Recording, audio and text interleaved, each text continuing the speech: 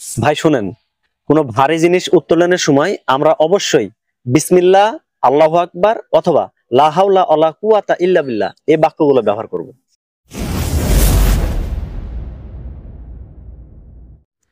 ইমাম সাহেব একটু বস্তাটা তুলে দেন তো। ইয়া আলী।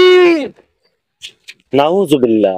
দেখেন ভাই, কোনো ভারী জিনিস উত্তোলনের সময় আমরা যে ইয়া আলী এই শব্দটি ব্যবহার করি, এটা সম্পূর্ণটাই হারাম। কারণ ইয়া আলী অর্থ হচ্ছে আলীর কাছে সাহায্য প্রার্থনা করা। নাউজুবিল্লাহ। অথচ আমরা সূরা ফাতিহায় মহান রব্বুল আলামিনের কাছে বলি ইয়াকা না'বুদু ওয়া ইয়াকা নাস্তাইন, হে আল্লাহ, আমি তোমার ইবাদত করি এবং তোমার কাছে সাহায্য প্রার্থনা করি। সুতরাং আমরা অনেকেই ভার উত্তোলনের সময় ইয়া আলী এই বাক্যটি ব্যবহার করি। এটি প্রকাশ্য শিরক এবং কুফরি বাক্য। ভাই শুনেন, কোনো ভারী জিনিস উত্তোলনের সময় আমরা অবশ্যই বিসমিল্লাহ, আল্লাহু আকবার অথবা লা হাওলা ওয়ালা কুওয়াতা ইল্লা বিল্লাহ এই বাক্যগুলো ব্যবহার করব। তাই আসুন আমরা এ ধরনের কুফরি বাক্য বলা থেকে বিরত থাকি এবং রাসূলের দেওয়া সুন্নতি পদ্ধতিতে জীবন গড়ি।